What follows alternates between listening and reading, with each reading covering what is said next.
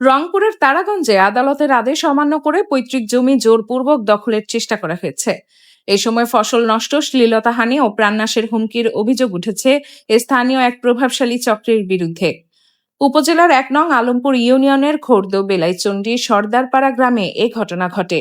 এ ঘটনায় ভুক্তভোগী মোসাম্মদ জেসমিন আক্তার বাদী হয়ে তারাগঞ্জ থানায় একটি লিখিত অভিযোগ দায়ের করেছেন। NS Faruk, staff reporter, Rangpur.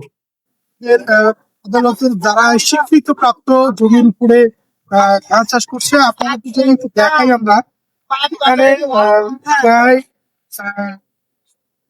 ১০ একরের উপরে জমি তারা আদালতের মাধ্যমে রায় পেয়েছে এবং এই রায়ের মাধ্যমে তারা সন্তুষ্টি প্রকাশ করেছে এবং সেই রায়কে কেন্দ্র করেই অবশ্যই এখানে জমিতে তারা এখন এই মুহূর্তে বাদের যে কার্যক্রম সেটি পরিচালনা করছে।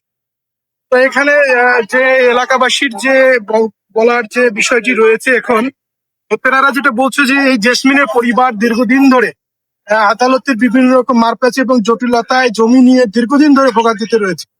তো অবশেষে তাদের একটি রায় আদালতের মাধ্যমে প্রতিষ্ঠিত হয়েছে যে তারা এই জমিতে তাদের অধিকার প্রতিষ্ঠিত হয়েছে।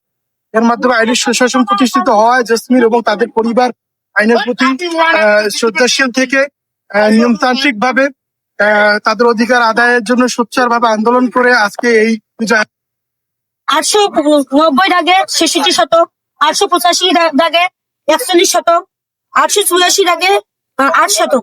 এই জমিগুলো আমার ওনার দাদার কাছে করিমুদ্দিনের কাছে বন্ধক রাখেন, মানে খাইকুলাসি বন্ধক রাখেন 1333 সাল থেকে 1343 সাল পর্যন্ত। তারপর থেকে ওনারা জমিগুলো ফেরত দেন না, ওভাবে ভোগ দখল করে যাচ্ছেন।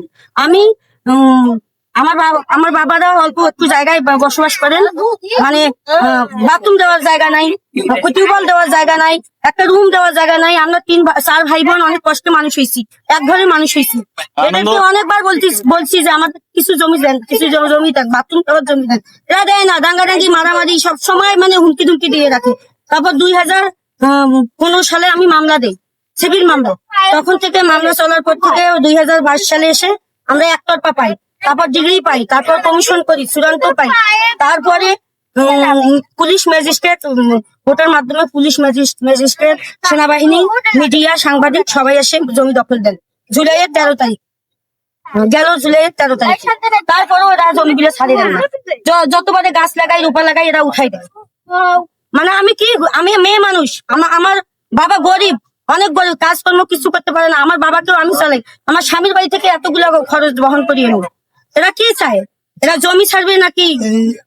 কমিশন হওয়ার পরে তারপরে আবারও কি 44 থেকে শুরু করে পরবর্তী? হ্যাঁ, তারপরে কমিশন হওয়ার পরে জমি দখল দেওয়ার পরে আমরা জমিতে যাইতে দেয় না। তারপর ওরা ঘর বাড়ি উঠাবে, ওরা রোপা লাগাবে। তারপর আমি 44 ধারা করলাম। 44 ধারা করার পরে 44 ধারায় আমি রায় পেয়েছি। হ্যাঁ, ম্যাজিস্ট্রেট ইন্ডিকেট করে দিছে যে প্রার্থীপক্ষ ভোগ দখল থাকবে এবং প্রতিপক্ষ যেতে পারবে না।